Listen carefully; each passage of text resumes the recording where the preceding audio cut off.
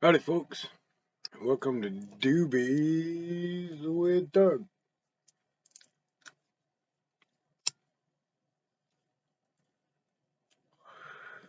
Today we're going to talk about Dougisms, which is a phrase that my buddy Chaz came up with many years ago for the weird shit that Doug says that somehow is oddly profound.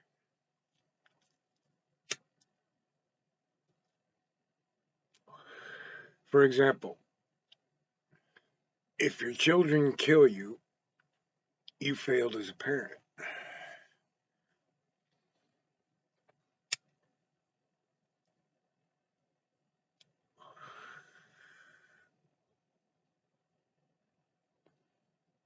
The minimum wage is not about how much you can get paid. It's about how much they can pay. It's not about how little you can get paid. It's about how little they can pay. And that distinction is very important.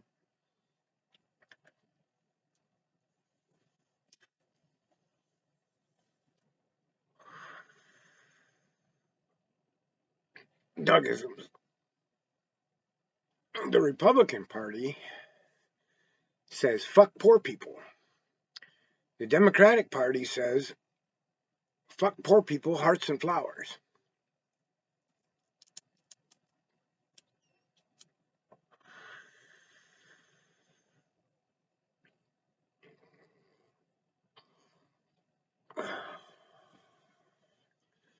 Politicians are as useful as a football bat.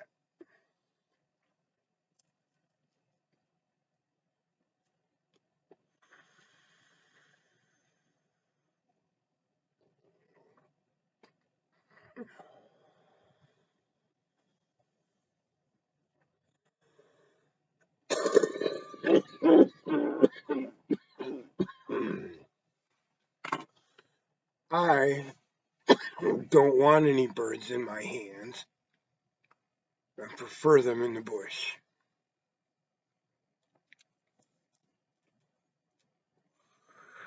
And unless I'm getting bait for fishing, I have no reason to beat the birds to the worms.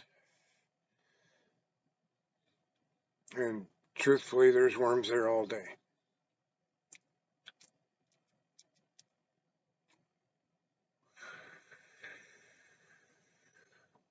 I'm sorry, tastes like shit on a sandwich.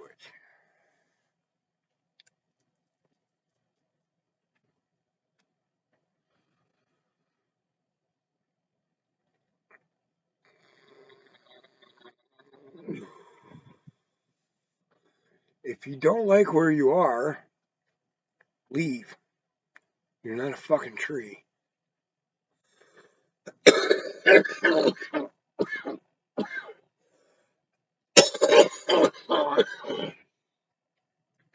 Screw me once, shame on you, asshole.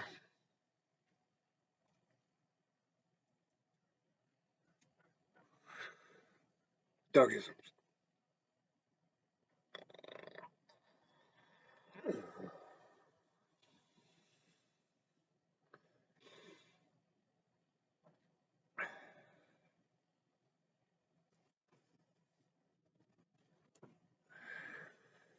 You should judge your wisdom not on your ability to argue highbrow, intelligent arguments with other highbrow, intelligent people, but on your ability to explain complex ideas to a 5-year-old.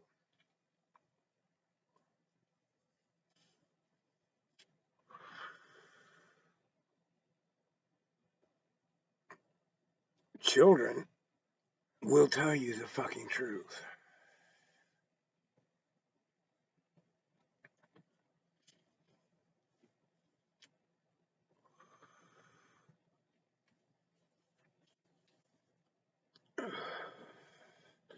I've heard it said that I'd rather be slapped with an iron truth than kissed with a velvet lie. I'd rather skip the foreplay altogether.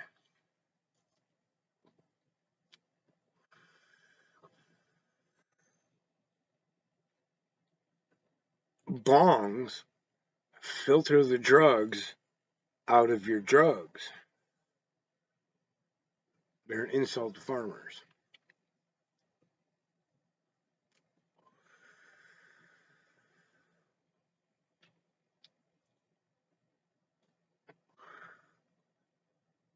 The most important person you will ever meet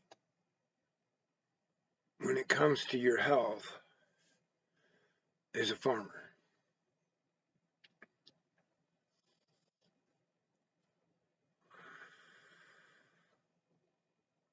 The manure spreader only breaks when it's full.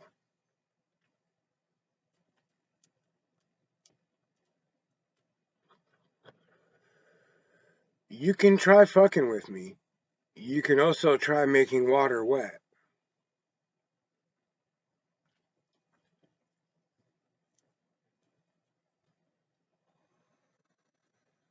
My favorite thing to do after smoking a doobie is smoke a doobie.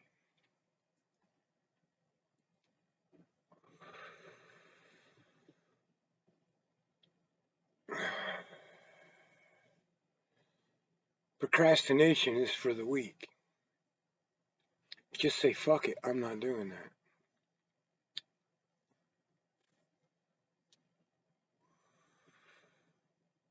And this one is a quote from a comedian named Bill Hicks that I've stolen and made my own. Weed doesn't make you lazy. It's just you realize when you're high that it's not fucking worth it.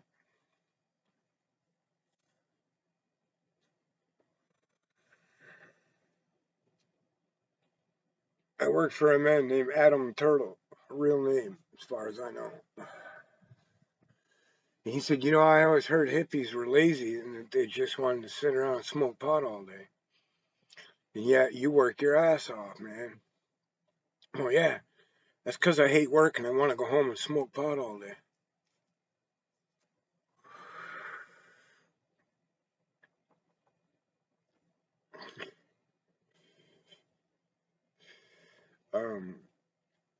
If you constantly crack yourself up, there's no need to pay comedians.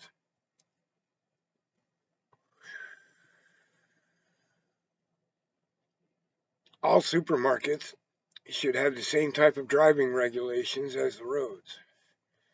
And people who disobey those driving regulations should be held liable for whatever damage I do to them with my car.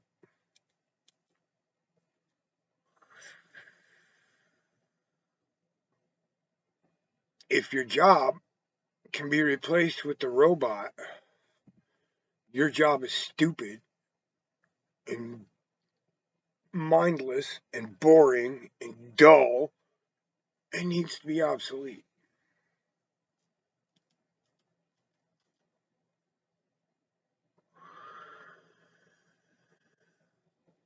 Not a Dougism, but something every American should know. Almost everywhere I've ever been, when somebody's minding the cash register, there's a stool there. Except in American stores where they're forced to stand for their entire shift.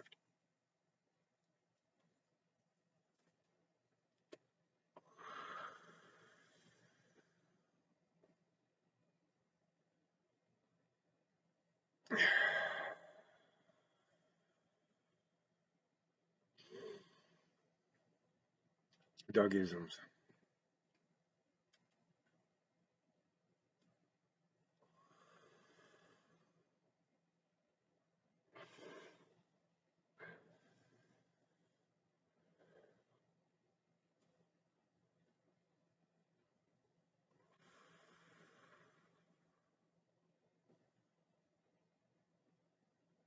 Just little snippets of wisdom I've picked up along the way.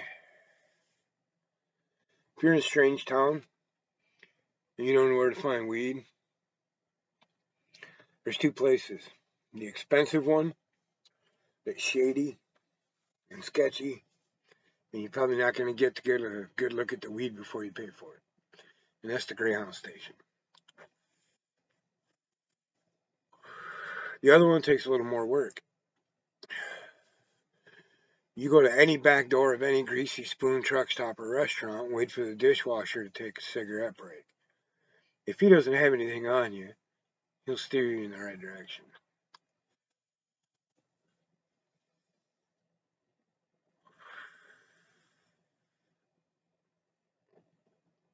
And that's true everywhere in the world. Dishwasher is code word for weed dealer. Trust me. Let's see, what else little wisdom bombs can I drop while I'm smoking this joint?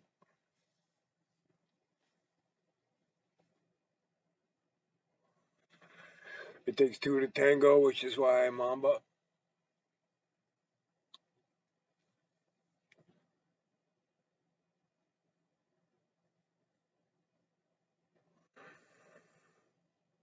If you need to be told not to stop the movement of a saw blade with your genitals,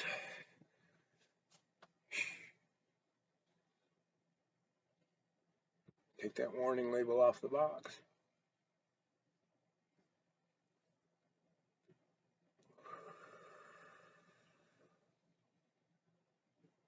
Our society as it stands right now can be wrapped up by two labels: the nutrition information on a bottle of water and the instructions on a pack of toothpicks.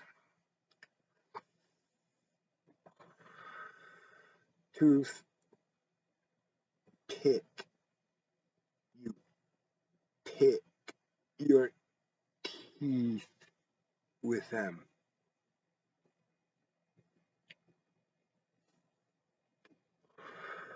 Now, I can understand Q-tips.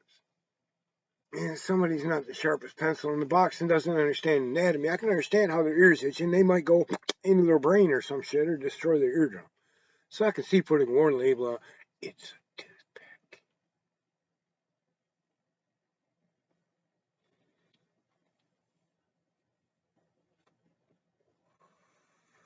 Nutrition information on water. It's all zeros.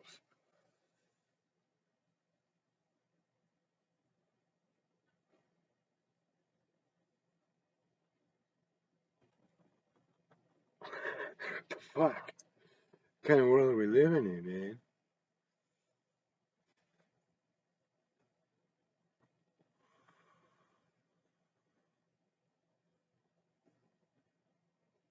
I read a study. It wasn't a study, it was an investigative report.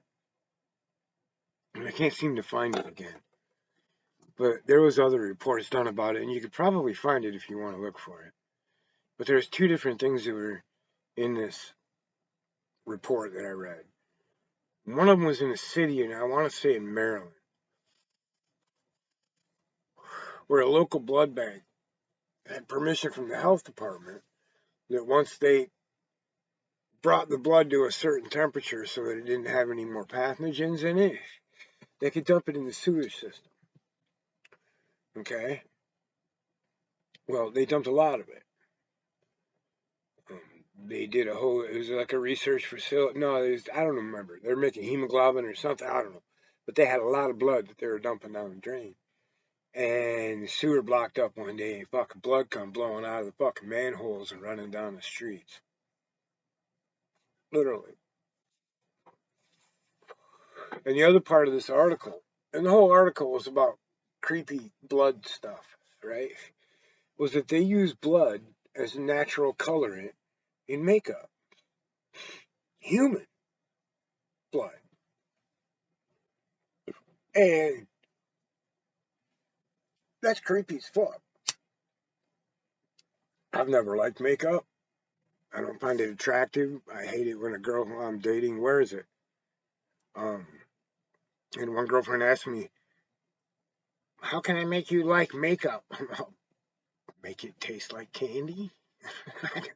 It's gross, man. Maybe if it tasted like ice cream, I'd lick it off or something. I don't know. It's gross and it's on my sweater. Um, but that was before I knew it had blood in it.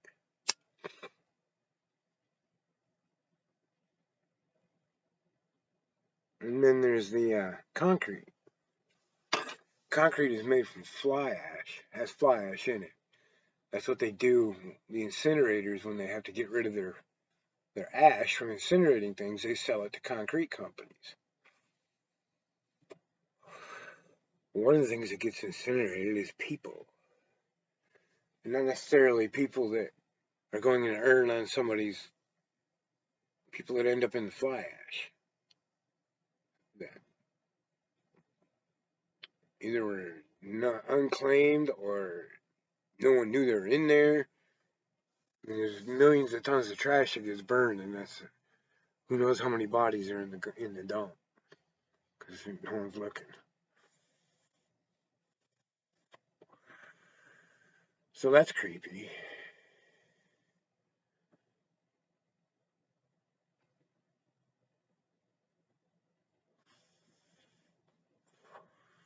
I grew up reading science fiction, didn't really care for horror. Um, Probably because I understood humanity and their actions enough to already be fairly horrified.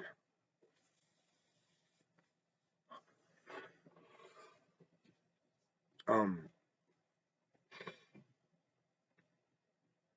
Spiny monsters from out of the lake really didn't terrify me because I had already seen the United States Marine Corps in action.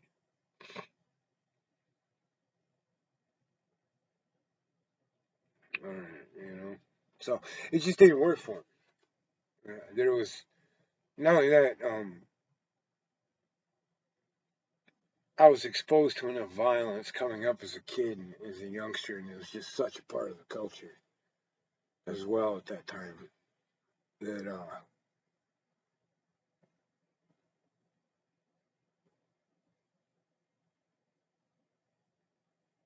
I became a little bit separated from it, just not wanting to action movies, violent movies. The only ones that ever worked for me are the Marvel comic books because I grew up reading Marvel comic books, and the CGI in them fuckers are awesome. But it's only been recently any movies have held my interest, and most of it's because of kick-ass graphics and CGI. Avatar was cool. Some of them other, but action flicks and that kind of shit have never done it for me. And I don't really watch but maybe 2 or 3 movies a year anyway. But as a kid, that shit didn't do anything for me. Not the books. I read Stephen King, but my interest in Stephen King was more from the point of view of a writer. I really liked the way he wrote. And some of his stuff I enjoyed because it was more of a psychological thriller than it was a horror. You know, I kind of like like that dude with the rats in the fucking building, whatever that was from the Bachman books. I think it was from, or maybe Night Shift.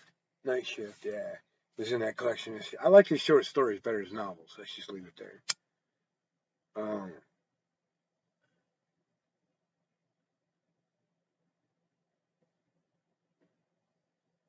so science fiction defined more of my sense of humor and my vision of the world than any of the pop culture shit. The only pop culture influences I had is in my youth were Bruce Lee and Evel Knievel.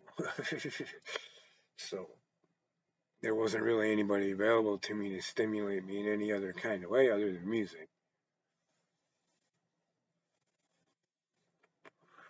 Which even back then, when everybody was listening to Cheap Trick, I was listening to Al Di Meola and Frank Zappa. And everybody else was listening to Kiss. I was listening to the Monroe Family Pickers. I've always had my own taste in music.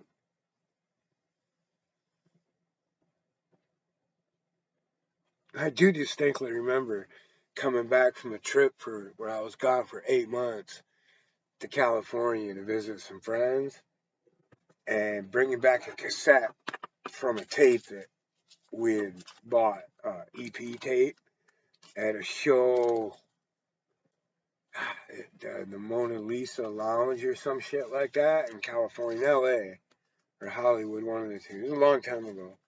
It was out in California anyway. fucked up that night. But we bought a tape because I liked them. I liked them a lot.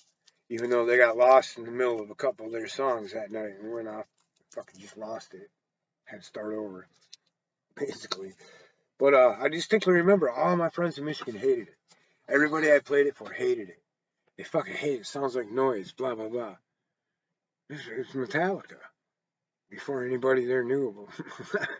And I'm like, oh wow, now they're famous and they suck. They used to be cool and now they're not. Because for one, they split into two different bands, and the best half of Metallica left and formed Megadeth. So by the time my friends got to know them, they sucked, and they all loved them. And the original Metallica they hated. And I'm like, you're just dumb. All my friends are dumb when it comes to music.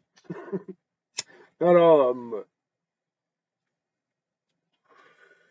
come to think of it, none of those people are my friends anymore. With the exception of one or two. So that's where Dougisms come from, is I just have a different way of seeing the world than your average cat.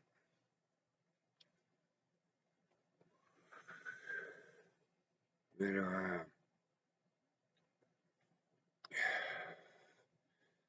I have a wallet that I found laying on the ground. And I was like, damn, I can be the hero. And, you know, somebody's missing their wallet, I can be the hero. I hope their ID's in there, and I open that fucker up.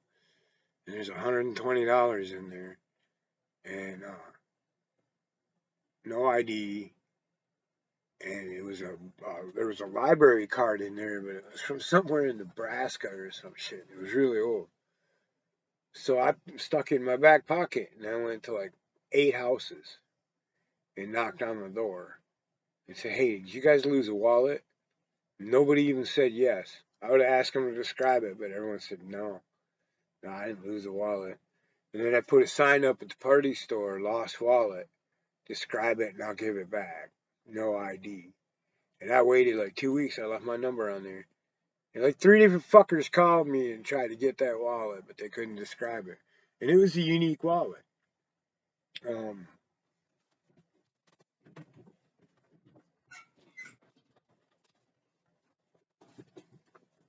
so I ended up moving, and no one ever got a hold of it.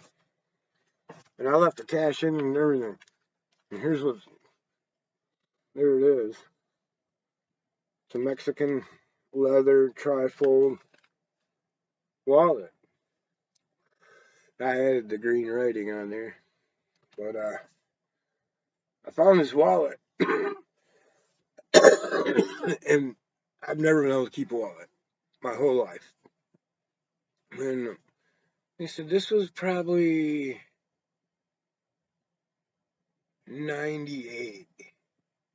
I'm gonna guess 98, somewhere in there. I found this fucking wallet, and I've not lost it. I've misplaced it a couple times, but it always turns up somewhere I left it. And one time I dropped it on the beach and came back an hour later and it was there in Florida. And that's a Dougism. I don't care how raggedy and filthy this fucking wallet gets, I'm not getting rid of it. I will duct tape it back together forever because it doesn't quit on me. But the whole goal in it was to get this dude his wallet back. I didn't need the money. I had money. You know what I'm saying? I mean, I find a $200 in a wallet with an ID on it. I'm gonna fucking take $200, throw it up on your porch, and go, "There's your tax for losing your wallet, buddy." If I'm dead ass broke, you know, I might leave you 100. It depends on what kind of house you live in. But I ain't never got a wallet back with money in it.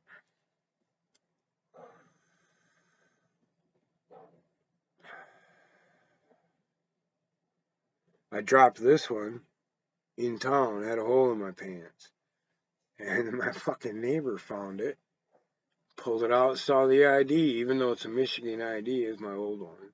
I said, well, I know him. And brought it to my house. I'm like, right on.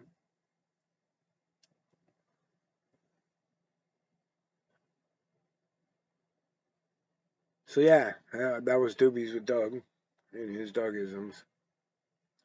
And remember, kids, if you don't start no shit, there won't be no shit.